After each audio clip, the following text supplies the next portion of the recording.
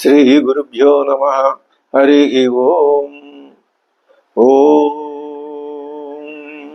సహనావవతు సహనౌ భునక్తు సహ వీర్యంకరవావహై తేజస్వినావధీతమస్తు మా విద్విషావహై. ఓం శాంతి శాంతి శాంతి.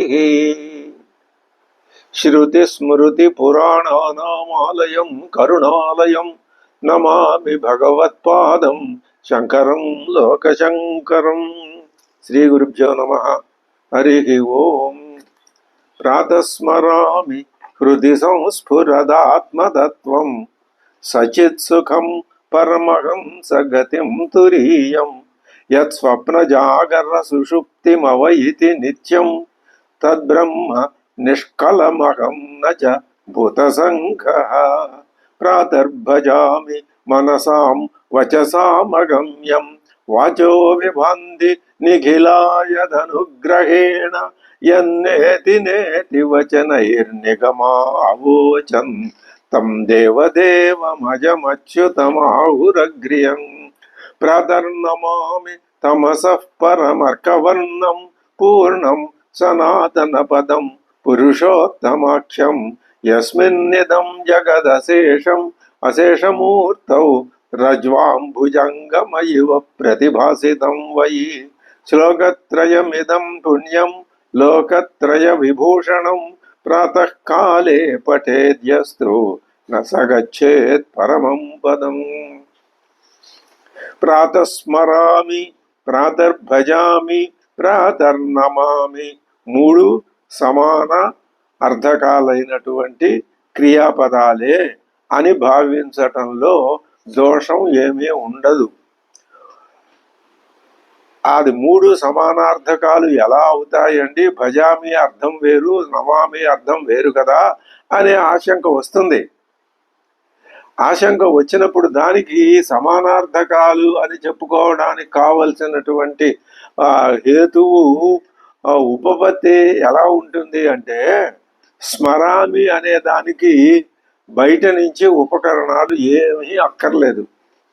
ఇప్పుడు ఒక కర్మ నిర్వహించాలి అంటే ఒక యజ్ఞమో ఒక యాగమో ఇలాంటిది ఏదో ఒక అభిషేకమో అలాంటిది ఆచరించాలి అంటే చేసేవాడు ఉండాలి, ఆ చేయబడే విధానం ఉండాలి, ఆ పొందేది ఉండాలి, మూడు ఉండాలి. అక్కడ త్రిపుటి ఉంటుంది. భజామిలో త్రిపుటి ఉంది. భజించేవాడు ఉండాలి, భజనా విధానం ఉండాలి, ఎవరిని భజిస్తున్నావో ఆ భజింపబడేటటువంటి దేవత ఏదో ఉండాలి. అలాగే నమామి అన్నప్పుడు నమస్కారం చేసేవాడు ఉండాలి, నమస్కార విధానం ఉండాలి, మధ్యలో ఆ నమస్కారాన్ని స్వీకరించేవాడు పొందేవాడు ఉండాలి. త్రిపుటి. భజామి నమామి అన్నప్పుడు త్రిపుటికి అవకాశం ఉన్నది. అలా కాదు, స్మరామి అన్నప్పుడు కూడా స్మరించేవాడు ఉండాలి, స్మరణ విధానం ఉండాలి, స్మరింపబడే తత్వం ఉండాలి కదా, అది అందులోనూ త్రిపుటే ఉన్నది కదా అనే అనుమానం వెంటనే వస్తుంది. కానీ స్మరించటం అనేది తెలివి. తెలివి అంటే జ్ఞానం. జ్ఞానం అంటే ఆత్మ, నేనే, నాలో నేనే చేసేది. అది దాంట్లో చేసేటప్పుడు వేరే వేరే త్రిపుటికి అవకాశం లేని విధానం ఒక్క ఆత్మలోనే ఉన్నది, జ్ఞానంలోనే ఉన్నది. ఎందుకని? ఆ జ్ఞానంలోనే జ్ఞాత లయమైపోతాడు, జ్ఞేయము లయమైపోతుంది, అఖండంగా జ్ఞానం మాత్రం వెలుగొందుతూ ఉంటుంది. ఈ మొత్తం సృష్టిని అంతటిని ఆక్రమించి ఉండేది జ్ఞానం ఒక్కటే. అలాంటి అవకాశం మిగతా రెండింటి, ఇది ద్వైతంలో ఈ రెండు భజామి నమామి అనేవి సాధ్యం అవుతాయి. కొంతమంది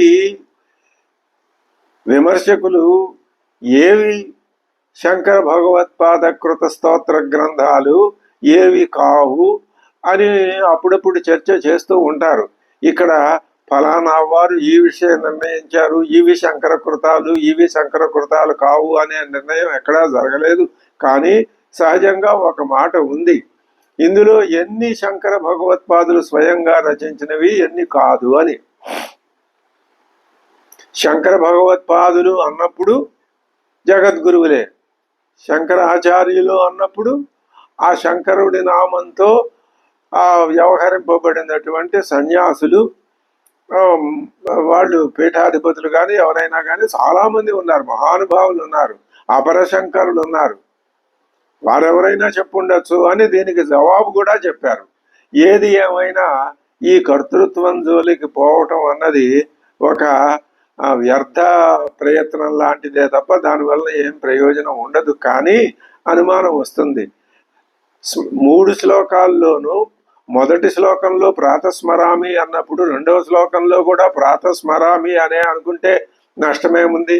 అలాగే 3వ శ్లోకంలో కూడా ప్రాతస్మరామి దేని బదులు నమామి బదులు, 2వ శ్లోకంలో ప్రాతః భజామి బదులు స్మరామి అనుకుంటే దోషం ఏమీ లేదు, లోటు ఏది రాదు.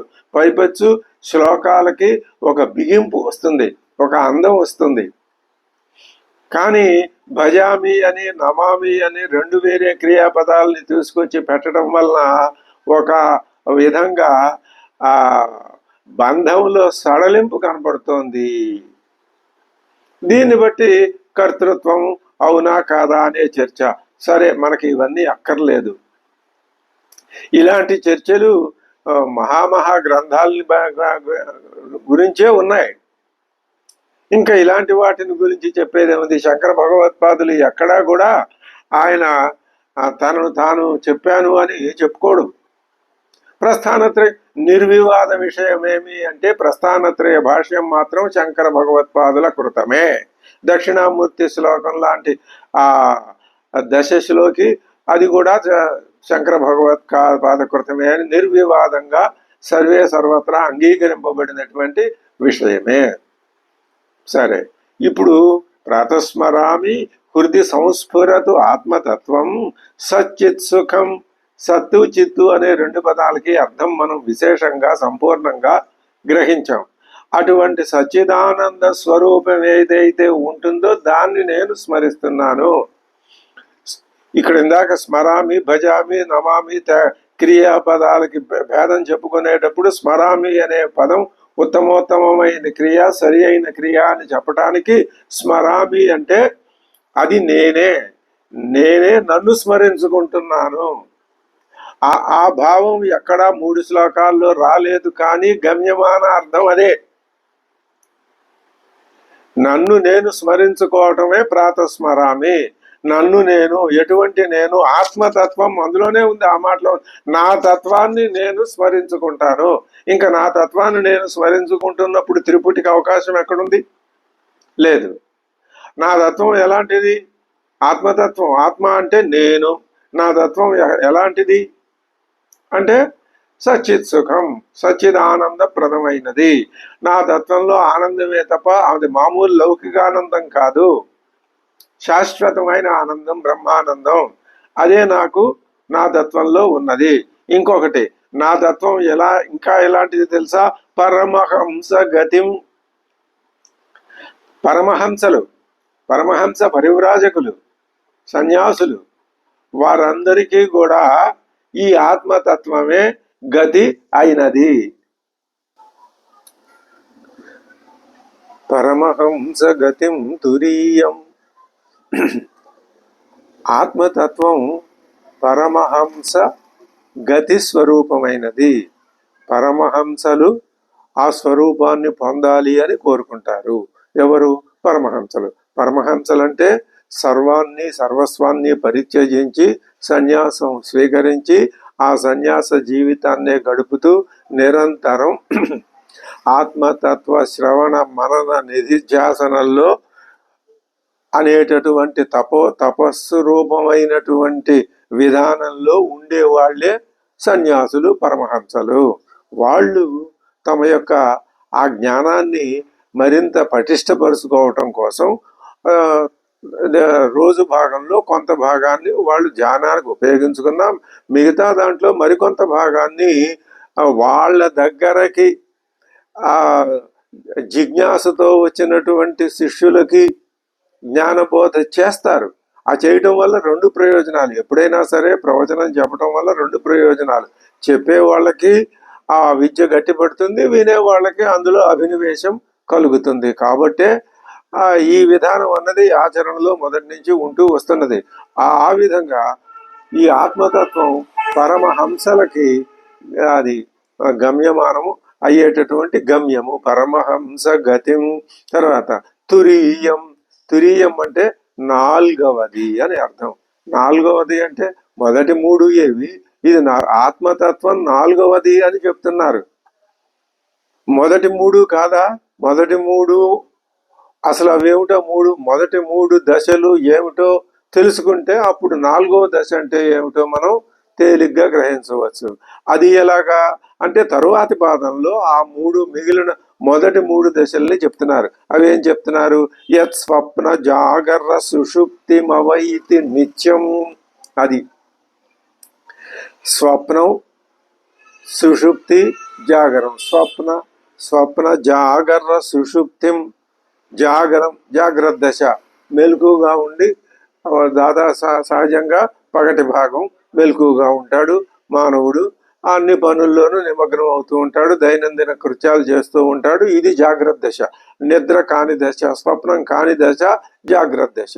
అది అయిన తర్వాత అలసిపోయి కొంతసేపు విశ్రాంతి పొందాలి. ఆ విశ్రాంతి నిద్ర. ఆ నిద్ర అనేది మరొక దశ. జాగరం అనేది ఒక దశ, నిద్ర అనేది రెండు. ఈ మధ్యలో ఇంకొక దశ ఉంది, స్వప్నం. అది జాగ్రత్త కాదు, నిద్ర కాదు, స్వప్న దశ. ఈ మూడే దశలు తప్ప మానవ జీవితంలో నాలుగవ దశ లేదు.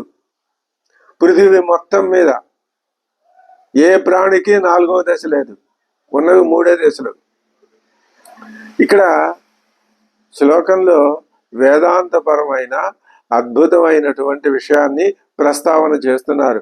అసలు ఈ విషయాన్ని మూడు దశలు ఏమిటి, నాలుగో దశ ఏమిటి, వీటి యొక్క స్వరూప స్వభావాలు ఏమిటి, ఏ దశని మనం అనుసరించాలి, ఏ దశలో ఎలా ఉండాలి అనే విషయాన్ని మాండూక్యోపనిషత్తు స్పష్టంగా చెప్పింది, చక్కగా చెప్పింది. అసలు ఆ ఉపనిషత్తు అందుకే వచ్చింది. ఆ ఉపనిషత్తు పైన గౌడపాదులు ఆయన దాదాపుగా 300 కారికలు, 4 అధ్యాయాల్లో 300 కారికలు చెప్పారు మాండూక్యోపనిషత్తుకి అనుబంధంగా. ఎప్పుడైనా సరే మాండూక్యోపనిషత్తు అంటే కారికలతో సహా అని చెప్పడం ఒక ఆచారంగా ఉన్నది. కారికలు లేకుండా మాండూక్యోపనిషత్తు లేకుండా అది లేదన్నమాట, అటువంటి స్థితి. కాబట్టి ఇప్పుడు ఆ 3 దశలు ఏమిటి? జాగ్రత్త దశ. సునిశ్చితంగా అర్థం చేసుకోవలసిన ఒకానొక విషయం ఏమి అంటే, నేను జాగ్రత్త దశలోనూ నేనే, జాగ్రత్త దశని గడిపేది నేనే. దాన్ని నేను చూస్తున్నాను, నా జాగ్రత్త దశను నేనే గడుపుతున్నాను. నేను జీవుడుగా జాగ్రత్త దశలో పాల్గొంటున్నాను, అక్కడ చేయాల్సిన పనులు చేస్తున్నాను. కానీ జీవతత్వానికి వెనక ఉండి సాక్షి మాత్రంగా ఉండి ఆ దశని గమనిస్తున్నాను. ఆ సాక్షి మాత్ర దశగా ఉండటమే తురీయం. తురీయంలోనూ నేను అలాగే ఉంటాను, జాగ్రత్త దశలోనూ అలాగే ఉంటాను.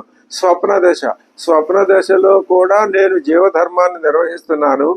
వెనకటి ఆ జాగ్రత్త దశలోనూ మరొక దశలోనూ ఉన్నటువంటి విషయాల్ని మళ్ళీ ఆ అనుభవంలోకి తెచ్చుకుని వాటిల్లో విహరించి ఆనందిస్తున్నాను. అది స్వప్న దశ. ఈ రెండు ఏమీ లేకుండా పూర్తిగా అసలు ఉన్నారా లేదా అనే విషయం కూడా తెలియకుండా గాఢ నిద్రలో మునిగిపోతున్నాను. మూడింట్లోనూ ఉన్నది నేనే, మూడింట్లోనూ ఈ విధంగా ప్రవర్తిస్తూ ఉన్నది కూడా నేనే. ఈ మూడింట్లోనూ కాకుండా 3 దశలని అతిక్రమించి ఉన్నది కూడా నేనే అని ఇప్పుడు ఉపనిషత్తు మాండూక్యం బోధించింది. నువ్వు అలా తెలుసుకుంటే ఆ దశ ఆత్మస్వరూప దశ అని చెప్పింది ఉపనిషత్తు. 3 దశలకి అతీతంగా ఉన్నది నేనే. అంటే కేవలం 3 దశల్లోనే ఉండిపోయి తర్వాత 3 దశలు అయిపోతే నేను ఉండకుండా పోతానా అనేది లేదు. నేను ఎప్పుడూ ఉన్నాననే విషయాన్ని చెప్పడానికే కఠోపనిషత్తు వచ్చింది. అదే అడిగాడు నచికేతుడు యముణ్ణి, చనిపోయిన తర్వాత మనిషి ఉన్నాడా లేడా, ఉన్నాడని కొందరు, లేడని కొందరు, ఉంటాడని కొందరు, ఉండడని కొందరు అంటున్నారు. నువ్వు చెప్పాల్సిందే నాకు, నేను నీ దగ్గర నేర్చుకోవాల్సిందే అన్నాడు నచికేతుడు. ఆయన చెప్పాడు అద్భుతంగా.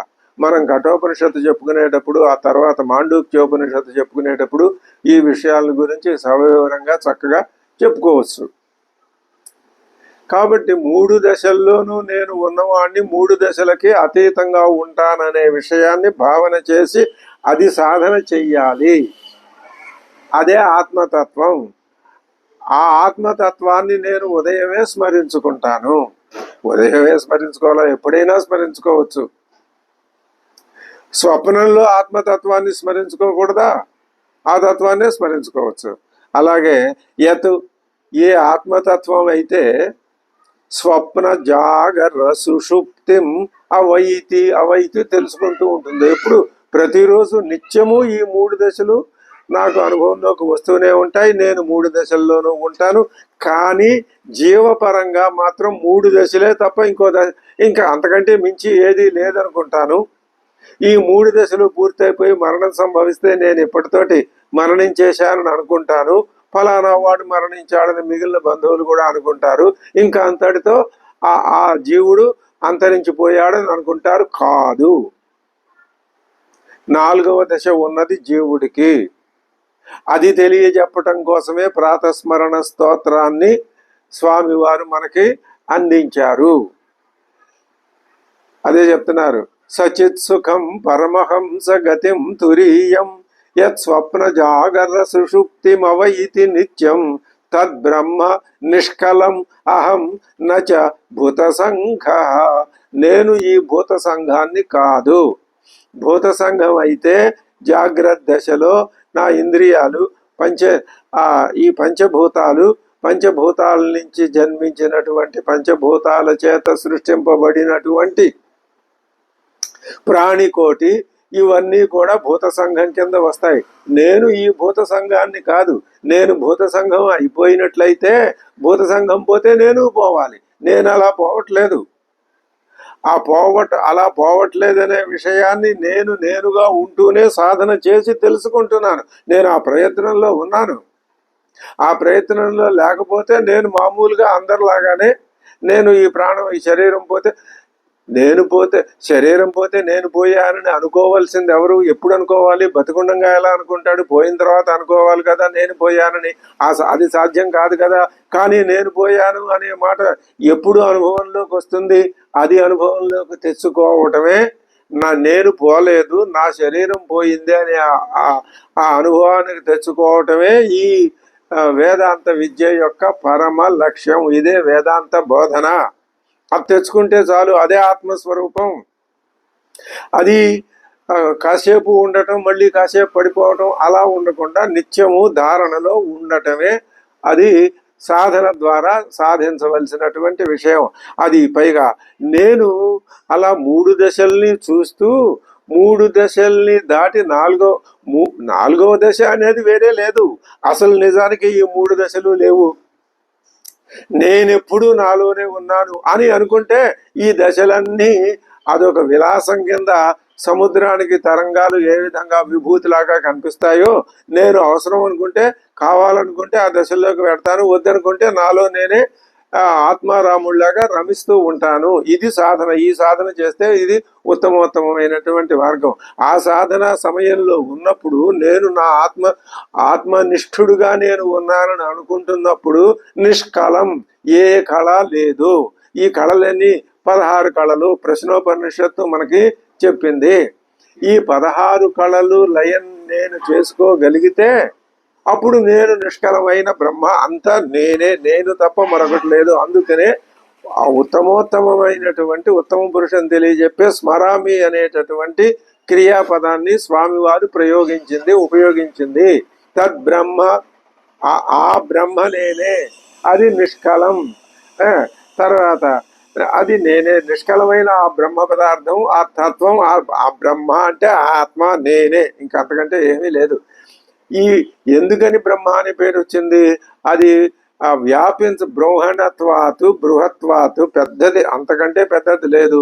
అది బ్రహ్మణం అంటే బాగా అంతటా వ్యాపించి ఉన్నది, అంతటినీ వ్యాపించి అతిక్రమించి కూడా ఉన్నది. అదే బ్రహ్మ, అదే ఆత్మతత్వం, అదే జ్ఞానం. జ్ఞానానికి అంతం అంటూ లేదు, జ్ఞానానికి పరిమితి లేదు, జ్ఞానానికి దేశకాల పరిచ్ఛేదాలంటూ లేవు. కాబట్టి నేనే ఆ జ్ఞానస్వరూపుణ్ణి. అది ఆ జ్ఞానస్వరూపుడు అనే మాట నేను ఎలా గుర్తు చేసుకుంటున్నాను? అసలు నాకు గుర్తు చేసుకోవాల్సిన అవసరం ఎందుకు వచ్చింది? నేను అప్పుడప్పుడు జీవుణ్ణి అనుకుంటున్నాను కాబట్టి. నేను జీవుణ్ణి కాదు, నేను ఆత్మతత్వాన్నే.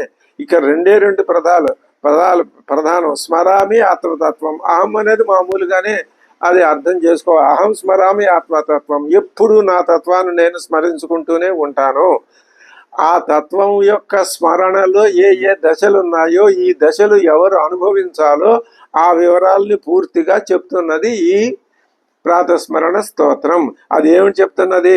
అది నేను సచ్చిత్ సుఖాన్ని అనుభవించే ఇంకొక అతి ముఖ్యమైన విషయం మనం ఇక్కడ గమనించాలి. అది గమనించకపోతే మన యొక్క అనుభవం అంతా వృధా అయిపోతుంది.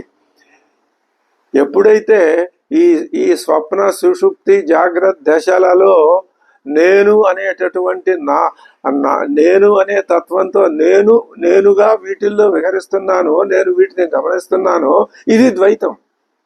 ఈ 3 దశలు అంతరించిన తర్వాత నన్ను నేనే చూసుకోవటం, అది అద్వైతం. మనం ఉన్నది ద్వైతంలో, చెప్పుకునేది ద్వైతంలో, మాట్లాడేది ద్వైతంలో, ఇంద్రియాలు చేసే పని ద్వైత పని. అది జరగవలసింది అద్వైతంలో. అది ఇప్పుడు మనకు అనుభవంలో లేదు. అది అనుభవంలోకి వచ్చినప్పుడు చెప్పటానికి ఈ ఉపాధి ఉండదు. ఇది అద్భుతమైన విషయం. ఇది మాత్రం గుర్తుపెట్టుకుంటే మనకి మన యొక్క సాధనా విధానం చాలా తేలికవుతుంది. ఈ ఈ ప్రాతస్మరణ స్తోత్రం ఎందుకు వచ్చింది? నీ సాధనా విధానాన్ని నీకు స్పష్టంగా ఆ దారిని చూపించడానికే వచ్చింది. మనం అది తెలుసుకుంటేనే మన సాధన ఈ ప్రాతస్మరణ స్తోత్రం యొక్క అధ్యయన కార్యక్రమం సమాప్తం అవుతుంది. లేకపోతే ఎందుకు చదివాము, ఏం చదివాము, ఏమిటి చదివామో కూడా తెలియని అయోమయ స్థితిలో ఉంటాం. చెప్పే వాళ్ళకి తెలియదు, వినే వాళ్ళకి అంతకంటే తెలియని స్థితిలో ఉంటాం. అది తెలుసుకోవాలి. ఈ ద్వైత స్థితిని దాటటమే అద్వైత స్థితి. ఆ అద్వైత స్థితిలో ఇలా ఉంటాను నేను అని చెప్పటం అంత తెలివి తక్కువ ఇంకొకటి ఉండదు. అది చెప్పరు, ఎవ్వరూ చెప్పలేదు. ఒక ఉపనిషత్తులే చెప్పడానికి ప్రయత్నం చేసినాయి. అవి కూడా మాకు తెలియదు ఎలా చెప్పాలో.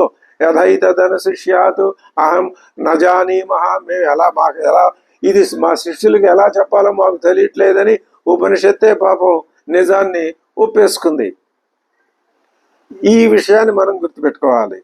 అది ప్రాతస్మరామి హృది సంస్ఫురద ఆత్మతత్వం సచిత్ సుఖం పరమహంస గతిం తురీయం యత్ స్వప్న సాగర సుషుప్తం అవైతి నిత్యం తద్బ్రహ్మ నిష్కలమహం నచ భూత సంఘ.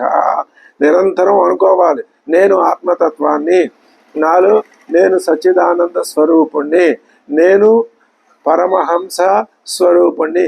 హంసకు ఇంకొక స్వభావం ఉన్నది. అది ఏం చేస్తుంది? పాలని నీరుని వేరు చేసి ఆ పాలను మాత్రమే గ్రహించి నీటిని వదిలేస్తుంది. అలాగే అందుకనే పరమహంస పరివిరాజకోత్తముడు ఈ ద్వైతాన్ని అద్వైతాన్ని వేరు చేసి ఆత్మని అనాత్మని విభాగం చేసి తెలుసుకొని ఆత్మతత్వం తానైపోయి అనాత్మతత్వాన్ని వదిలేస్తాడు. ఇంతే. ఇది చాలా తేలికైన విషయం. నేను ఎప్పుడు అనాత్మని కాదు, ఆత్మతత్వాన్నే. అనాత్మతత్వాన్ని వదిలేయటం నాకు బాగా వచ్చును అని అంటూ నేను ఈ 3 దశల్లోనే కాదు 4వ దశలో కూడా ఉంటాను. ఈ 3 దశల్లోనూ సాక్షి మాత్రంగా ఉంటాను. 4వ దశలో నేను నా స్వరూపంతో నేనే ఉంటాను. ఆభరణాలు తయారు చేయబడకపోయినా బంగారం తన పాటికి అది ఉంటుంది. అసలు నేను ఎప్పుడు 4వ స్థానంలో 4వ దశలో ఉన్నవాడినే. ఈ 3 దశల్లోకి వచ్చి నేను రాలేదు, పడలేదు, ఇదంతా ఒట్టిది ఆభాస. రజ్జు సర్పం అని ఆఖరి పాదంలో చెప్తారు, అక్కడ వివరంగా తెలుసుకోవచ్చు. నేను ఇంకా ఈ స్వప్న సుషుప్తి జాగరాల్లో విహరిస్తూ ఉంటాను. విహరించిన నాకు విసుగు కలిగినప్పుడు నేను తురీయ అవస్థలో వెళ్ళి హాయిగా అక్కడ కూర్చుంటాను. అప్పుడేమనుకుంటాను, నేను అసలు నిజంగా తురీయ అవస్థే, నేనే తురీయ అవస్థ. ఇంకా నాది అది కాదు. గంగా నది సముద్రంలో కలిసిపోయిన తర్వాత ఇంకా నేను గంగనే అనుకోవటానికి గంగ ఎక్కడుంది? నీకు అనుభవం వచ్చిన తర్వాత చెప్పడానికి నువ్వు లేవు. ఓ గంగా, నువ్వు బయటకు వచ్చి ఆ సముద్రంలో కలిసిపోయినప్పుడు ఎలా ఉన్నావో మాకు చెప్పు అని అడిగితే గంగ మాట్లాడదు. అలాగే ఈ 3 దశలు దాటి 4వ దశలో నువ్వు చేరుకుంటే నువ్వు మాట్లాడవు, నీకు ఉపాధి ఉండదు. ఆ ఉండకపోవటం అనే అలా చెప్పకూడదు. ఉపాధి ఉంటుంది, ఉన్నప్పుడే నువ్వు దాన్ని అర్థం చేసుకోవాలి. అర్థం చేసుకుని నువ్వు నీ ఆత్మతత్వాన్ని పొందితే పొందినప్పుడు ఆత్మ సంస్థుడు అయినప్పుడు అది విదేహముక్తి లభించినప్పుడు లభిస్తుంది. కానీ దానిని జీవన్ముక్తి దశలోనే అనుభవించమని వేదాంతం అంతా చెప్పింది. ఇక్కడ నువ్వు అనుభవించకపోతే తర్వాత నువ్వు అయ్యావో లేదో ఎవరికి తెలుసు. అందుకని జీవన్ముక్తి ఆ ప్రకరణ గ్రంథం కూడా ఆయన చెప్పారు, జీవన్ముక్త ఆనంద లహరి. అది కూడా మనం చెప్పుకోవచ్చును. కాబట్టి నేను ఈ 3 దశల్లోనూ ద్వైతపరంగా ఉంటాను. 4వ దశలో కూడా నేను ఉంటాను. ఇది నా యొక్క ఒకానొక క్రీడా విలాసం. నేను ఇలా నిత్యం చేస్తూనే ఉంటాను. అటువంటి బ్రహ్మ పదార్థాన్నే నేను. నాలో కళలు ఏవీ లేవు. కళలు ఉన్నాయనుకుంటే నేను ద్వైత స్వరూపుణ్ణి అవుతాను. తద్బ్రహ్మ నిష్కలమహం నచ భూత సంఘ ప్రాతర్భజామి. ఆ భజామి తీసేసి మనం ప్రాతస్మరామి మనసాం వచసాం అగమ్యం. అంతే కదా. మనస్సులకి నేను తోచను. ఎప్పుడు అగమ్యం. నేను గమ్య స్వరూపుణ్ణి కాను. దేనికి? మనస్సుకి గమ్యము అంటే మనస్సు వెళ్ళి ఆలోచించి ఓహో ఇది నేను పట్టుకోవాలి అన్నప్పుడు దాన్ని పట్టుకుంటుంది. ఆ గమ్యం మనస్సుకి దొరుకుతుంది. కానీ ఆత్మతత్వం నీ మనస్సుకి దొరకదు. అదేంటంటే మనస్సు నాలోనే ఉంది కదా. నా మనస్సుకు దొరకకపోతే నేను నా ఆత్మతత్వాన్ని ఎలా పట్టుకుంటాను? మనస్సే నీకు దొరుకుతుంది. మనస్సే నీకు తెచ్చి పెడుతుంది. కానీ మరి ఇక్కడ ఇలా చెప్తున్నారే, మనసాం అగమ్యం అని చెప్తున్నారే. ఇది పరస్పర విరుద్ధంగా ఉంది కదా. ఇందులో వైరుధ్యం లేదు. నీ మనస్సు నీకు తెచ్చి పెట్టలేదు దేనిని? ఆత్మతత్వాన్ని. ఎప్పుడు? నేను జీవుణ్ణి, నాది, నేను, అహంకారం వీటన్నిటితో పూర్తిగా నిండిపోయి సంపూర్ణంగా నిండిపోయి ఉన్న నీ మనస్సు నీకు నీ ఆత్మతత్వాన్ని తెలియజెప్పలేదు. పైగా ఆత్మతత్వం లేనే లేదు పో అని కూడా చెప్తుంది నీ మనస్సు. అందుకని ఆ స్థితిలో ఉన్న నీ మనస్సుకి అగమ్యం అన్నామే తప్ప నువ్వు మనసైవేదమాప్తవ్యం అని కఠోపనిషత్తు కూడా చెప్పింది. తర్వాత వచసాం అగమ్యం. ఇందులోనూ 2 మాటలు మనం తీసుకోవచ్చు. నేను ఆ పరమాత్మ తత్వాన్ని నేను అప్పటిదాకా ప్రథమ పురుష కింద పరోక్షంలో పెట్టి ఎదురుకుండా ఒక వస్తువులాగా పెట్టి పరమాత్మ తత్వాన్ని దాని గురించి వర్ణించి చెప్తున్నాం. మరి చెప్పకపోతే అంతకంటే వేరే మార్గం లేదు. ఉపనిషత్తులోనే ఆ పనే చేసినాయి. అది నీవైపోతే ఆత్మతత్వాన్ని నీవు అనుభవంలోకి తెచ్చుకున్నట్టు. కాబట్టి ఈ విధంగా చూస్తే మాటలా వర్ణించలేవు. మనసాం వచసాం అగమ్యం. అదే విషయాన్ని కేనోపనిషత్తు కూడా ఏమని చెప్పింది? యద్వాచాన వాక్కులు చెప్పలేవు పరమాత్మ తత్వాన్ని. యద్వాచ అనభ్యుతం ఏన వాగభ్యుజ్యతే తదేవత్వం బ్రహ్మ తదేవత్వం బ్రహ్మ విద్ధి. అదే బ్రహ్మ అని తెలుసుకో. దేన్ని గురించి అయితే ఏదైతే వాక్కులు చెప్పలేవో, ఎందుకని చెప్పలేవండి? చెప్తున్నారు కదా, అశబ్దం అస్పర్శం అరూపం అవ్యయం అగంధవచ్చం చెప్తున్నారు కదా. చెప్పలేమంటారేమిటి? అది కాదు. చెప్తే ఏమవుతుంది? అది వాచ్యం అవుతుంది, చెప్పబడేది అవుతుంది, కర్మ అవుతుంది. ఆత్మతత్వం కర్మ కాదు, కర్త కాదు, క్రియ కాదు. అందుకే స్మరామి అన్న ఒక్క క్రియాపదమే తప్ప భజామి నమామి అనే క్రియాపదాలు పనికిరావని మనం ఈ స్తోత్రంలో నుంచి మనం ప్రత్యేకించి విల్ఫుల్గా ఆ 2 పదాలని తీసేస్తున్నాం. దోషం అయితే కావచ్చు, మనకు కావలసిన విధంగా మనం చెప్పుకున్నాం, తప్పేమి. వాచో విభంతి నిఖిలా యదనుగ్రహేణ. ఏ పరమాత్మ తత్వం యొక్క అనుగ్రహం చేత మాత్రమే ఈ వాక్కులన్నీ ప్రవర్తిస్తున్నాయి. వాక్కుల్ని మానవుడు ఉచ్చరించగలుగుతున్నాడు. పరమాత్మ తత్వం మాకెక్కడ కనపడి మా చేత వాక్కుల్ని ఉచ్చరింపు చేయటం లేదండి. అక్కడ కారు ఉంది, ఆ కారు డ్రైవర్ వెళ్ళి దాన్ని నడిపితే కారు నడుస్తున్నట్టుగా ఆ పరమాత్మ వచ్చి మాతో మాటల్ని చెప్పించటం లేదు. ఇది మీరేదో చెప్తున్నారు కానీ ఇది విశ్వసించతగినటువంటి విషయం కాదు అని అభ్యంతరం మనం చెప్పవచ్చు. ఇది ద్వైతం అంటే. దీనికి సమాధానం ఎలా ఉంటుంది? ఆభరణాలు ఉన్నాయి. ఈ ఆభరణానికి మూలమేది? బంగారం. బంగారం లేదనుకోండి, ఆభరణాలు ఎక్కడి నుంచి వస్తాయి? లేవు. కారణం లేదే కార్యం లేదు. అలాగే పరమాత్మ సర్వత్ర సర్వజ్ఞుడు, సర్వజ్ఞ. సర్వము తానే, జ్ఞ తెలివి తానే. సర్వం అంటే శక్తి, జ్ఞ అంటే తెలివి.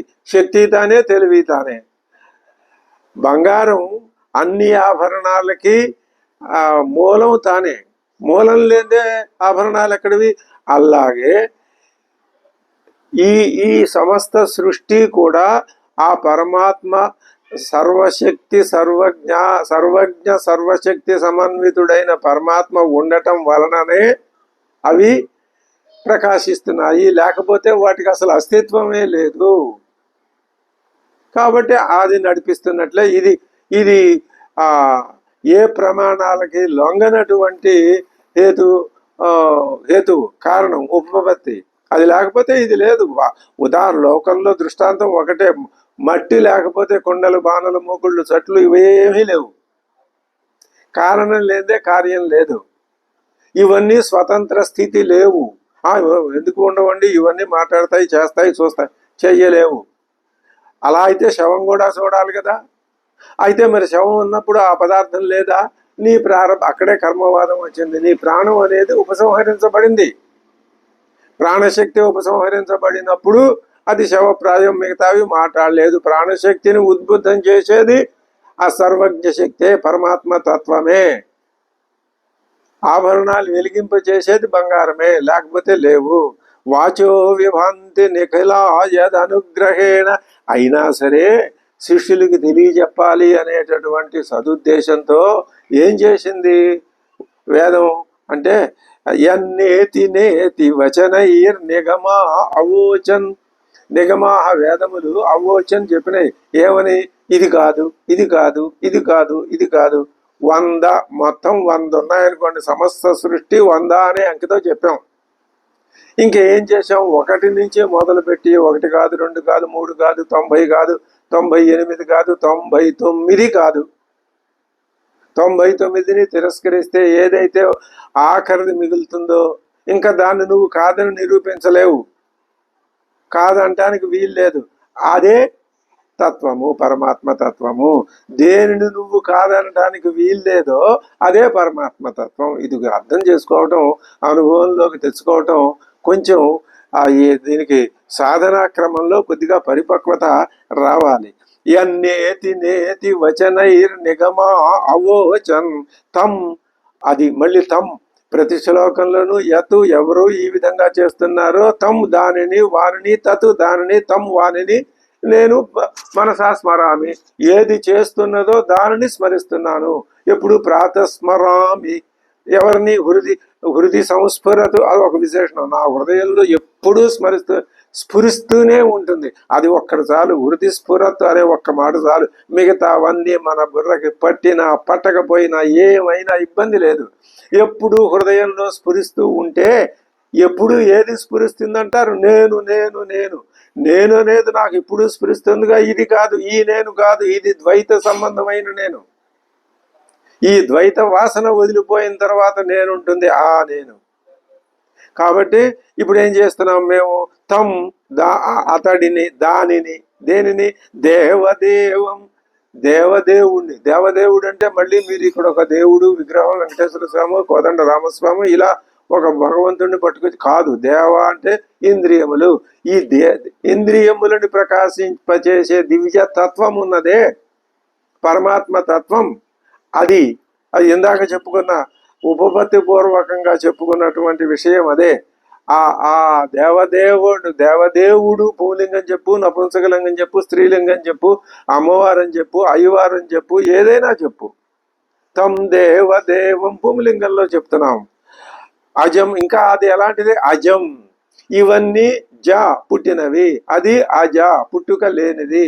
అంటే పుట్టుక లేదు. పుట్టుక లేనప్పుడు పెరుగుదల ఉండదు. పెరుగుదల పుట్టుక రెండు లేనప్పుడు అంతం అనేది ఉండదు. అంటే ఆది మధ్య అంతర్రహితమైన తత్వం ఏదైతే ఉన్నదో అదే ఆత్మతత్వం. నా తత్వం అదే. ఈ ఒక్క మాట, ఇదొక్కటే మాట. నా తత్వం ఎప్పుడు ఆది మధ్యాంతరహితమే.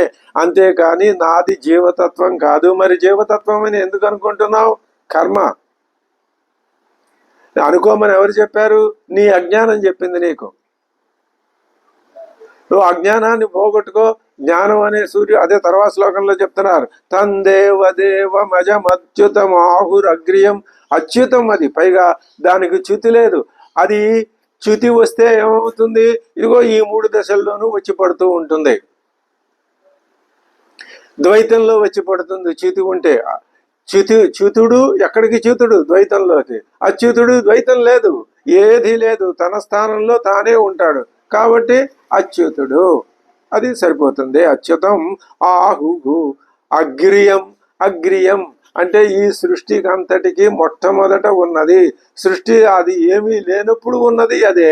సృష్టి ఉన్నప్పుడు అయితే సృష్టి ఉన్నప్పుడు అది లేదా అండి? అది సృష్టి ఉన్నప్పుడు ఉన్నది, లేనప్పుడు ఉన్నది. మరి సృష్టి ఉన్నప్పుడు ఉంది అని ఎలా చెప్పగలరు? కనపట్టలేదు కదా, అసలు సృష్టే లేదు. ఈ లేదనే మాట చాలా జాగ్రత్తగా ఉపయోగించి చెప్పాలి, లేకపోతే ఇది వేళాకోళానికి గురవుతుంది. సృష్టి అనేది లేదంటే ఏ ఉద్దేశంతో లేదని మేము చెప్తున్నాం? చాలా జాగ్రత్తగా దీన్ని పట్టుకోవాలి మనం. ఏ ఉద్దేశంతో లేదని చెప్తున్నామంటే, అక్కడ ఒక చంద్రహారం ఉంది, బంగారం ఉంది. చంద్రహారం దేంతో చేశారు? బంగారంతో చేశారు. బంగారం లేకపోతే చంద్రహారం ఉందా? లేదు. మరి ఆ చంద్రహారం ఏముంటుంది? ఆ బంగారానికి నాకు సంబంధం లేదు, నేనే అందనుకోండి, దానికి విలువ ఉందా? లేదు. ఎందుకని? చంద్రహారం ఎప్పుడైనా అది పోయేదే, దాని రూపం నశించిపోయేదే. రూపం నశించిపోయినా అది ఏ రూపంలో ఉంటుంది? బంగారం రూపంలో ఉంటుంది. ఇది అద్భుతమైన విషయం. ఈ దృష్టాంతం ప్రకారం నా శరీరం పోయినా నేను నా మూలతత్వ స్వరూపంతో ఉంటాను, అదే మోక్షం. ఈ ఒక్కటే నా శరీరానికి సంబంధించినవి ఇవన్నీ పోయినా నా తత్వం నాదే, నేనే అని ఈ భావన నిరంతరము చేసుకోవటం కోసమే ఈ ప్రాతస్మరణ స్తోత్రం. ప్రాతర్ నమామి, నమామి బదులు స్మరామి పెట్టుకుందాం. తమఃపరం తమసఃపరం అర్కవర్ణం పూర్ణం సనాతన పదం పురుషోత్తమాఖ్యం యస్మిన్నిదం జగదశేషం అనంతమూర్త అశేషమూర్తౌ రజ్వాంభుజంగమ ఇవ ప్రతిభాసితం వై. ప్రాతస్మరామి. ఆత్మతత్వం, నా ఆత్మతత్వం ఎలాంటిది? ఇదే వరుసలో అనుకోవాలని లేదు. అలా ధ్యాన నిమగ్నమయ్యి నా తత్వాన్ని నేను స్మరించుకుంటూ కూర్చుంటే క్రమక్రమంగా స్మరణ మిగిలిపోయి నేను స్మరణ కూడా మానేసి అయిపోయి నేనుగా మిగిలిపోతాను. అది అవ్యక్తం, అది చెప్పడానికి వీలు లేనిది, దాన్ని చెప్పడానికి మాటలు లేవు, రావు, చాలవు, పనికిరావు. అదే మోక్షము. దేని నుంచి మోక్షం అంటే విడిపడటం. దేని నుంచి? ఇదిగో ఈ 3 దశల నుంచి. దానికి అద్భుతమైన సోపాన క్రమంతో చెప్తున్నారు. నేనేం చేస్తాను? ఈ తమసఃపరం అంటే నేను ఏది కాదో అదే నేను అనుకుంటున్నాను, అదే అజ్ఞానం, అదే చీకటి. ఈ తమస్సు గనకపోతే దీనికి పరం అవతల ఆవల ఏముంది? పెంచీకటి గవ్వల నెవ్వండే కాకృతి వెలుగు అన్నాడే, అది కూడా ఒక సింబల్. దాన్ని అలా గుర్తుపెట్టుకోవాలి. అంతేగాని నిజంగా ఇక్కడ చీకటి ఉందని అక్కడ వెలుగుందని నేను ఈ చీకట్లో తడువుకుంటూ వెడితే వెలుగు, ఇది కాదు పద్ధతి. నీ అజ్ఞానాన్ని పోగొట్టుకోవటమే చీకటిని పోగొట్టుకోవటం. అప్పుడు నీకు జ్ఞానోదయం కలుగుతుంది, అదే వెలుగు. ఆ వెలుగు కోటి సూర్యుల కంటే ఎక్కువ వెలుగు అది అని పెద్దలు చెప్తున్నారు. అది మనకు అనుభవంలోకి రాలేదు. అది ఈ జన్మకు వస్తుందో ఏ జన్మకు వస్తుందో, మనకు వస్తుందో రాదో కూడా తెలియదు. వస్తుందో రాదో తెలియదు కాబట్టి వదిలేసుకుని వెనక్కి తిరిగి వెళ్ళిపోతే పిరికితనంకి ధీరుడు కాదు. ధీరహ ధీరహ అని చెప్పే ఘటోపనిషత్తు. ఆ ధైర్యంతో ముందుకెడితే ఇవాళ కాకపోతే రేపటికైనా సాధిస్తావు నువ్వు. లేకపోతే ఏం సాధ్యం? ప్రయత్నమే లేకపోతే యత్నే కృతే యది నసిద్ధ్యతి కోత్ర దోష. నువ్వు ప్రయత్నం చేయకుండానే నాకు మోక్షం రావాలంటే ఇదేమైనా చిటారు బొమ్మని మిఠాయి పట్లమా వచ్చి ఒళ్ళో పట్టడానికి? పడదు. ప్రయత్నం ఉండాలి. ప్రయత్నంలో అనేక నిరాశలు, ఎన్ని నిరాశలు. శ్రీరామచంద్రుడు అంతటి వాడు ఎన్ని బాధలు పడ్డాడు. అందుకే రామాయణం వచ్చింది. నువ్వు నీ ఆత్మతత్వాన్ని తెలుసుకోవటానికి శ్రీరాముడు పడిన కష్టాల కంటే ఎక్కువ కష్టాలు పడాలి. పడినా నీకు ఆ తత్వం ఈ జన్మలో అర్థమవుతుందో అర్థం కాదో తెలియదు. ఇది తత్వం యొక్క మూల రహస్యం. అటువంటి తమసఃపరం అర్కవర్ణం, అర్కుడు సూర్యుడితో సమానమైన కాంతి అన్నాం కాబట్టి నత్ర సూర్యో భాతి నచంద్రత. ఈ సూర్యుడు ఎంత, ఈ అగ్ని ఎంత, ఈ చంద్రుడు ఎంత ఆ జ్ఞాన సూర్యుడి ముందు. అది కూడా మనం దృష్టిలో పెట్టుకోవాలి. పూర్ణం. ఇంకా నా ఆత్మతత్వం ఎలాంటిది తెలుసా? పూర్ణం. ఎక్కడ? సంపూర్ణమైనది. సంపూర్ణము అంటే వెలితి లేనిది, లోటు లేనిది, కొదవ అంటూ లేనిది. అది సగం కాదు, మూడొంతులు కాదు, ఒకంతు కాదు, ఏది కాదు, అంతా అదే, అంతా అదే, అదే పూర్ణం. అది తప్ప ఇంకోటి లేదు, అదే పూర్ణం. పూర్ణం సనాతన పదం. అది ఎప్పటి నుంచో ఉన్నదో ఎవరికి తెలుసు? జ్ఞానం తెలుసు. నేను ఎప్పుడు తెలుసుకోగలను? నేను ఆ జ్ఞాన స్వరూపుణ్ణి అయితే అప్పుడు అది నాకు అనుభవంలోకి వస్తుంది. అదే అలా అనుకోవటం కూడా పొరపాటే. నా అనుభవంలోకి రావటం ఏంటి? నా అనుభవంలోకి వస్తే అది అది పరబ్రహ్మ కాదు, అనుభవంలోకి రాదు, అది నువ్వైపోవాలి. సనాతన పదం పురుషోత్తమాఖ్యం. అది దానికి నీకు లోకంలో పేరు చెప్పాలి అంటే ఈ ఒక్క చోట మాత్రమే సగుణ స్వరూపాన్ని ఈ శ్లోకంలో చెప్పారు. శంకర భగవత్పాదులు ఆ విధంగా ఉండదు. ఆయన యొక్క శ్లోక రచన విధానం కానీ, భావ వ్యక్తీకరణ విధానం కానీ, ఆ వ్యక్తీకరణ పటిష్టత కానీ ఈ పురుషోత్తమాఖ్యం అనే మాట తీసుకొచ్చి ఈ మొత్తం ఇప్పటిదాకా వచ్చినటువంటి ఆ బిగింపుని కొద్దిగా సడలించినటువంటి దృక్పథం కనిపిస్తోంది. నాలాంటి అల్పబుద్ధికి ఎందుకునో ఇది సహేతుకం కావచ్చు, నిర్హేతుకం కావచ్చు. పురుషోత్తమాఖ్యం, పురుషోత్తముడు, పూర్ణత్వాత్ పురుష, పూర్ణమన్నా పురుషుడన్నా ఒకటే. మళ్ళీ ఆ పురుషుల్లో ఉత్తముడు. ఇక్కడ అవతారాలు ఈ ప్రసక్తి అంతా వస్తుంది కాబట్టి ఆ పదాన్ని ఒకదాన్ని పక్కన పెట్టేసినా మనకేమీ ప్రమాదం లేదు. యస్మిన్నిదం జగదశేషం అశేషమూర్తౌ. ఈ జగత్ అంతా ఇది ప్రధానం. ఇది ఆకారం, సాకారం, నిరాకారం రెండు మాటలు ఉన్నాయి. ఎప్పుడైతే ఆకారంతో కూడి ఉన్నది అనేటటువంటి భావన వస్తుందో ఆకారంతో లేనిది అనే భావన కూడా వస్తుందిగా, తప్పదు. అది వదిలిపెట్టడం, అది దాన్ని విడిచిపెట్టి ఉండేది కాదు. కాబట్టి నిరాకారం. అది ఈ సాకారమైనటువంటి జగత్తు ఎక్కడి సాకారంలో నుంచి సాకారం వస్తుందా? ఇది ఏ హేతువు కూడా దీన్ని ఒప్పుకోదు, ఏ కారణం కూడా. సాకారంలోని సాకారం ఎలా వస్తుంది? అది వస్తే అప్పుడు అది కార్యకారణ సంబంధం ఉండదు. ఆభరణంలోంచి ఆభరణం రాదు, బంగారంలోంచి ఆభరణం రావాల్సిందే. నిరాకారంలో నుంచి సాకారం రావాల్సిందే, మళ్ళీ నిరాకారంలో లయం అయిపోవలసిందే. కాబట్టి జగత్తు, ఈ అశేష జగత్తు అశేషమూర్తౌ యస్మిన్, అది ఎందులో అయితే లీనమైపోతుందో ఈ జగత్తంతా ఆత్మతత్వంలో లీనమైపోతుంది. అలా భావించండి. ఇదంతా నా తత్వంలో లీనమైపోయి ఉన్నది. సముద్రం ఏమంటుంది? ఈ తరంగాలు లేవు, బుద్బుదాలు లేవు, నొరగలు లేవు, అదే ఫ్యానం లేదు, ఆవర్తనం లేదు, ఏమీ లేవు. ఇదంతా నేనే, నా జలమే నేనే. నా జలం కాదు, నేనే. ఇంకా నేను వేరు, నా జలం వేరు, అలా వేరువేరుగా ఉండవు. అది ద్వైతం. నా జలం అంటే ద్వైతం వచ్చి పెడుతుంది. ఎంతసేపు మనం ద్వైత భావన అనే, ఏది ద్వైతమో, ఏ భావన ద్వైతమో ఆ ద్వైత భావనని గుర్తుకు తెచ్చుకోవడం, నువ్వు కాదు అని చెప్పి దాన్ని వదిలించి దాన్ని దుమ్ము దులిపి అవతల పారేయటం, ఇది సాధనే.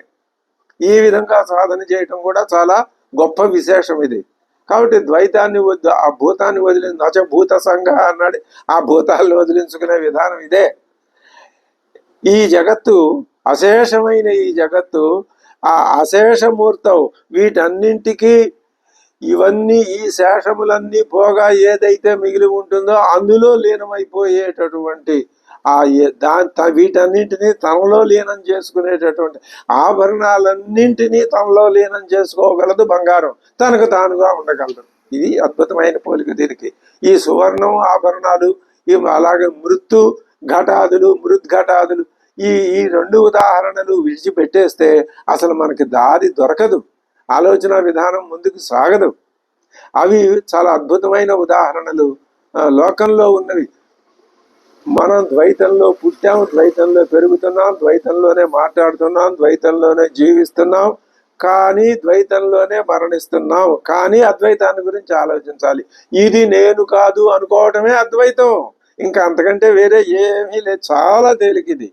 ఇంతకంటే తేలికైనటువంటి సాధనా విధానం లోకంలో లేదు, లేనే లేదు.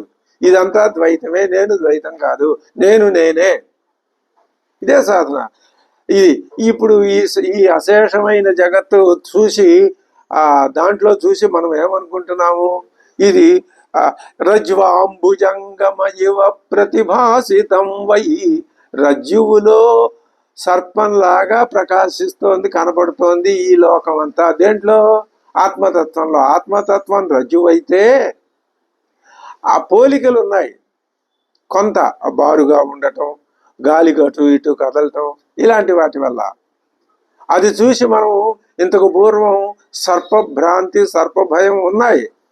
ఆ రజ్జువు అక్కడ గాలికి సంధ్యా సమయమో, చీకటి సమయమో, అననుకూల సమయమో, ఏదో సమయం, ఆ సమయంలో అక్కడ మనకి రజ్జువు ఉంది. అది కనపడి, కానీ అది రజ్జువు తాడమ్మా అని చెప్పి భయంతో చెమటలు పట్టేస్తాయి, కాళ్ళు చేతులు గజగజ వణికిపోతాయి, నోరు ఎండిపోతుంది. ఇంకా నా అంతం సమీపించేసింది, నేను మరణోన్ముఖ, అది వచ్చింది, అదిగో మీద పడుతోంది, నన్ను కాటు వేస్తుంది, అంత ప్రాణభయం కలుగుతుంది ఆ సర్పం వల్ల. కానీ ఇదంతా నీ భ్రమ, నీ యొక్క తొందరపాటు. సరిగ్గా అలాంటి ఆ దీనావస్థలో నువ్వు కొట్టుమిట్టాడే దశలో శంకర భగవత్పాదుల యొక్క ప్రస్థానత్రయ మహాగురువు ఎవరైనా నీకు నీ పూర్వజన్మ సుకృతం కొద్దీ పరీక్షిత్ దగ్గరికి శుక మహర్షి వచ్చినట్టుగా ఎవరైనా వస్తే నీ అంత అదృష్టవంతుడు ఉండడు. అది మనకి అంత అదృష్టం లేదుగా. అందుకనే మనం శంకర భాష్యాలన్నీ పట్టుకొని చక్కగా శంకరాచార్యులు వారి ఫోటోను కూడా ప్రతినిత్యం రోజు ఒక పుష్పం అక్కడ పెట్టి నమస్కారం చేసుకుంటూ వారిని ఒక ఆలంబనంగా చేసుకుని మనం గురువుగా చేసుకుని మన అజ్ఞానాన్ని మనం పోగొట్టుకుంటున్నాం. ఇందులో గురు ప్రసక్తి వస్తే అంతకంటే అదృష్టం మరొకటి ఉండదు. అలాంటి సమయంలో నువ్వు సర్పాన్ని చూసి నువ్వు ఇంకా మృతప్రాయుడు అయిపోయినావని భయపడిపోతూ ఉన్నా ఆ దీన దశలో, దుర్దశలో ఒక పరమ గురువు నీకు ఆ ప్రత్యక్షం అయ్యి, నాయన అది కాదు, సరిగ్గా చూడు, అది సర్పం కాదు బాబు, ఇదిగో నేను నా చేతిలో లైటు ఉంది వేస్తాను అంటే తమసపరమర్కవర్ణం, జ్ఞానం అనే సూర్యుడి యొక్క ఆ కిరణాల్ని నీ యొక్క అజ్ఞానం అనే చీకట్లో ప్రసరింపజేసి వాటిని పోగొడతాను చూడు. నువ్వు రోజు నా దగ్గరికి వచ్చి కూర్చో, నేను నీకు కొన్ని విషయాలు చెప్తుంటాను, మీరు చెప్పిందే చెబుతున్నారు అని బోరు కొడితే ఒక్క నమస్కారం పెట్టేసి నీకు ఈ అద్వైత తత్వం అలవాటు పడదు, శంకరాద్వైతం అసలు అలవాటు పడదు, అర్థం కాదు అని నువ్వు ఇవాళ కాకపోతే ఇవాళ ఒక రోజు వచ్చి కూర్చుంటే ఎప్పుడో భవిష్యత్తులో మళ్ళీ వస్తావు నువ్వే. ప్రతి జీవి ఇక్కడికి రావాల్సిందే, ఈ బోధ వినాల్సిందే, స్వస్వరూపావస్థని పొందవలసిందే. అయితే అది ఎప్పుడు అనే దానికి ఎవరు చెప్పగలరు? కానీ అది మాత్రం నియతి, విధి, అంతే. ప్రతి జీవి మోక్షం పొందటానికి అర్హమే. ఇక సృష్టి ఇలా జరుగుతూ ఉంటుంది. ఇది చర్చకి అనంతమైనటువంటి విషయం. అప్పుడు ఆ గురువు వచ్చి ఏం చెప్పాడు నీకు? నీలో ఉన్న భయాన్ని పోగొట్టి చెప్పేసరిగ్గా చూడు, అది సర్పం కాదు, రజ్జువు. ఇందాక నువ్వు మీద పడి ఆ సర్పం ఎంత భయపెట్టింది నిన్ను, ఎంత ఘోరంగా నువ్వు ఆ సర్పం వల్ల అవస్థపడ్డావు. ఇప్పుడు అది సర్పం కాదని తేలేసరికి హాయిగా ఉంది. అలాగే ఈ ద్వైతం నిజం కాదు, ఇది పుట్టేది, పెరిగేది, పోయేది, ఇది ఆభాస. ద్వైతం అనేది ఆభాస, ఆభరణం ఆభాస. దానికి ఆది మధ్య అవసానం ఉన్నాయి. ఈ ద్వైత ప్రపంచానికి ఆది మధ్య అవసానం నచభూత సంఘ. నేను ఈ అన్ని విషయాలు చెప్పారండి ఈ ప్రాతస్మరణ స్తోత్రంలో. నువ్వు ఏ విధంగా భావించటానికి వీలైనటువంటి ఉదాహరణలు, దృష్టాంతాలు, భావాలు, పాయింట్లు కావాలో అన్నీ చక్కగా 3 శ్లోకాల్లో గుదిగుచ్చి ఒక దండలాగా గుర్చి నీకు అందించారు. ఆ దండ నువ్వు నిత్యం మెళ్ళలో వేసుకొని దాని సువాసనలు వెదజల్లుతూ దాన్ని కనుక నీ అనుభవంలోకి తెచ్చుకోగలిగినట్లయితే ధన్యుడు, దాటిపోతావు. లేకపోతే అయితే సాధనా మార్గంలో మాత్రం కొంచెం మళ్ళీ వెనక్కి పడుతూ ఉంటాం, విశ్వామిత్రుడిలాగా కింద పడుతూ ఉంటాం, మళ్ళీ పైకి లేస్తూ ఉంటాం. ఈ విధమైనటువంటి అనేక స్థితులు, గతులు కలుగుతూ ఉంటాయి.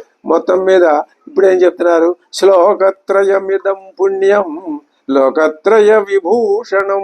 ఇది లోకత్రయానికి విభూషణమేనండి. అంటే లోకత్రయ జీవులందరికీ ఇది అలంకారం వంటిది. ప్రాతకాలే పఠేద్యస్తు సగచ్చేత్ పరమం పదం అని సంక్షిప్తంగా 3 శ్లోకాల్లో అద్వైత వేదాంత సారం మొత్తాన్ని చక్కగా పిండి అమృతాయమానమైన గుళికలుగా తయారు చేసి శంకర భగవత్పాదులు అందించారు. లోకంలో వాడుకలో ఉన్న విషయాన్ని కాదనే మూర్ఖత్వం మనం వహించాం. శంకర భగవత్పాదులు అందించారు. ఇందులో ఉన్న ప్రతి అంశము ఒక్క ఆత్మతత్వాన్ని తెలియజెప్పేదే. ఆత్మతత్వం యొక్క విభూతి ఇదంతా. ఇన్ని రకాలుగా నువ్వు భావన చేయవచ్చు. ఇన్ని పక్కన పెట్టి నేనే ఆత్మతత్వాన్ని అనే ఒక్క విధానంగా అంటే ఈ చెప్పిన 15 లక్షణాలు చెప్పారు. ఈ 15 లక్షణాలని ఒక్క దాంట్లోకి తీసుకొచ్చి నువ్వు ఆ 15 వదిలేసి ఆ ఒక్క మాటనే అహం ఆత్మతత్వం అస్మి, అహం అస్మి, అహం బ్రహ్మాస్మి, బ్రహ్మ నిష్కలమహం అన్నాడు కదా, అహం బ్రహ్మాస్మి. 4 మహావాక్యాలు చెప్పారు. అందులో ఇది మహావాక్యం. ఈ 4 మహావాక్యాల యొక్క ఛాయలు మనకి అది అసలైన విషయం మనం చెప్పుకోవాల్సింది. తత్వమసి అది నువ్వే. ఏది నువ్వే? ఆభరణంతో చెప్తున్నావు. ఓ ఆభరణమా? నువ్వు ఆభరణం కాదు, నువ్వు బంగారం. జీవుడితో చెప్తున్నావు. ఓ జీవుడా, నువ్వు జీవుడివి కాదు, నువ్వు స్వరూపం. ఈ సృష్టికి అంతటికి స్వస్వరూపం నువ్వు. అదే అది అంటే స్వరూపమే. తత్వమసి అనేటటువంటి మహావాక్యాన్ని చెప్పినట్లయింది. నువ్వు ఈ భావాలన్నింటినీ ప్రతినిత్యము గనక మననం చేసుకుంటూ ఉంటే అప్పుడు నీకు ఏ భావం స్థిరపడుతుంది? అహం బ్రహ్మాస్మి, అహం బ్రహ్మాస్మి, అహం బ్రహ్మాస్మి. మరణకాలంలో ఈ అహం బ్రహ్మాస్మి అనేటటువంటి మాట ఎంత చివరి దాకా గుర్తుంటే అది లయమైపోతే, ప్రాణం కూడా లయమైపోతే ఇంకా అంతకంటే అదే మోక్షం. అది చెప్పటానికే ప్రాతస్మరణ స్తోత్రం వచ్చింది. అహం బ్రహ్మాస్మి, అహం బ్రహ్మాస్మి. తత్వమసి అని గురువు గారు చెప్తుంటే అహం బ్రహ్మాస్మి అని సాధకుడు అనుకుంటూ ఉంటాడు. ఈ బ్రహ్మ అంటే ఏమిటండి? ఆత్మతత్వం అని చెప్పాంగా. ఆత్మతత్వమే ప్రజ్ఞానం. ప్రజ్ఞానం బ్రహ్మ. అహం బ్రహ్మాస్మి. బ్రహ్మ నిష్కలం అహం బ్రహ్మాస్మి. అహం బ్రహ్మాస్మి, ప్రజ్ఞానం బ్రహ్మ. అయమాత్మ బ్రహ్మ. ఈ ఆత్మే బ్రహ్మ. అహం బ్రహ్మాస్మి, ప్రజ్ఞానం బ్రహ్మ అని ఈ 3 నాకు అనుభవంలోకి వచ్చే వాక్యాలు. మా గురువు గారు చెప్పింది ఏం చెప్పారు అంటే తత్వమసి. ఆయన ఎప్పుడైతే మనకు లైసెన్స్ ఇచ్చి బాబు ఈ దారిలో వెళ్ళరా, వెడితే నీకు ఆ మోక్షం దొరుకుతుందని తత్వమసి అనే దారి ఆయన చూపిస్తే ఆ మిగతా 3 పట్టుకొని ప్రజ్ఞానం బ్రహ్మ. బ్రహ్మ అంటే ప్రజ్ఞానమే, జ్ఞానం అంటే బ్రహ్మే.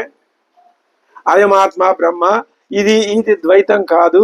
ద్వైతంలో ఇది నేను అని, నాది అని, నా శరీరం అని ఇవన్నీ నేను ఎప్పుడో వదిలేశాను. అవి నాకు గుర్తులేవు. నేను గుర్తు చేసుకోవాల్సిన అవసరం లేదు. అయమాత్మ బ్రహ్మ, ప్రజ్ఞానం బ్రహ్మ, 2 ఒకటే. ఇంకా నా సంగతి ఏమిటి? అహం బ్రహ్మాస్మి. ఇలా వెళ్ళిపోతే ఇది ఈ మొత్తం ఈ ప్రాతస్మరణ స్తోత్రం యొక్క సారాంశం అని ఈ విధంగా మనం ఈ ప్రాతస్మరణ స్తోత్రాన్ని గురించి యథాశక్తిగా చెప్పుకున్నాము. తరువాత ఈ నూతనమైనటువంటి దీంట్లో ప్లేలిస్ట్లో మనం శ్రీ శంకర అద్వైత శంకరాద్వైత జ్ఞాన సమస్తం, శంకరాద్వైతం అనేటటువంటి ఒక శీర్షికని మనం పెట్టుకుని ఇందులో ఒక్కొక్క అంశము, ఒక్కొక్క గ్రంథము, ఒక్కొక్క స్తోత్రము వీళ్ళని బట్టి ఏది మనకు అందుబాటులో ఉంటే దాన్ని మనం చెప్పుకుంటాం. ఈ చెప్పుకోవటంలో ఏ విధమైనటువంటి అహంకారం లేకుండా చెప్పేవాడిలో నేను తెలిసి చెప్తున్నా, తెలిసే చెప్పాలి, తెలియక చెప్పకూడదు. తెలిసి చెప్తున్నానంటే నాకే తెలుసు నేను చెప్తున్నాననే అహంకారం రాకూడదు. సవినయంగా సప్రశ్రయంగా చెప్పాలి. ఆ చెప్పేది ఎదటి వాళ్ళకి, సాధకులకి ఆసక్తిని కలిగిస్తే అది కూడా ఆ చెప్పే విధానం, ఆ చెప్పే విశేషం, అంశాలు సాధకుడిలో ఉన్నటువంటి అనుమానాల్ని పోగొట్టి ఏమాత్రం జ్ఞానాన్ని కలిగించి ఆ సాధనా మార్గంలో అతన్ని కొంత ముందుకు తీసుకు వెళ్ళగలుగుతుందో అది ఈ ప్రవచనం యొక్క ముఖ్యమైనటువంటి లక్ష్యం అవుతుంది. కాబట్టి ఈ లక్ష్యంతో పెట్టుకొని మనం భవిష్యత్తులో అనేక విషయాల గురించి ఇది అవిచ్ఛిన్నంగా దీని గురించి ఈ శీర్షికలో మనం దర్శన శంకరాద్వైత దర్శన ప్రవచనం, శంకరాద్వైత దర్శన ప్రవచనం శంకరాద్వైతాన్ని దర్శనం, మనమంతా కలిసి దర్శనం చేస్తాం.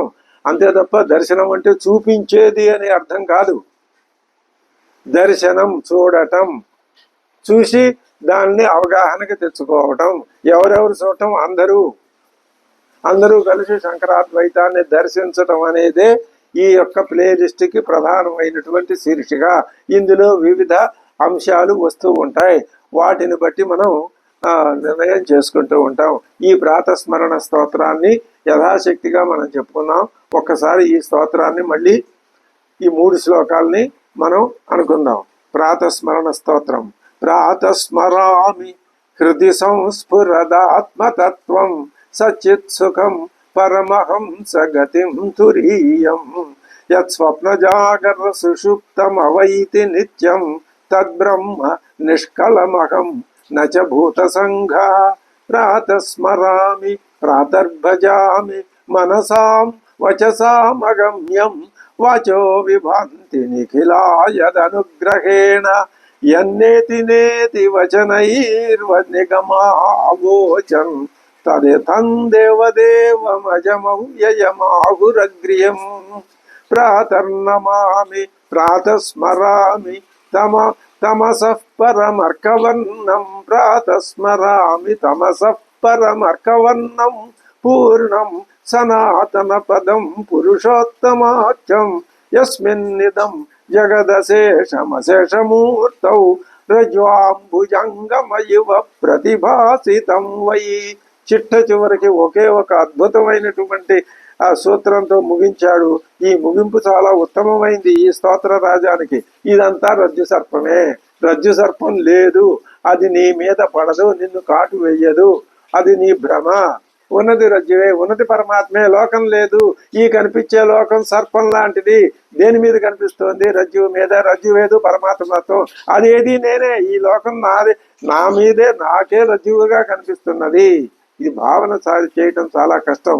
రజ్వాంబుజంగమయివ ప్రతిభాసితం వై. శ్లోకత్రయమిదం పుణ్యం లోకత్రయ విభూషణం ప్రాతఃకాలే పఠేద్యస్తు సగచ్చేత్ పరమం పదం. శ్రీ గురుభ్యో నమః. హరి ఓం. స్వస్తి.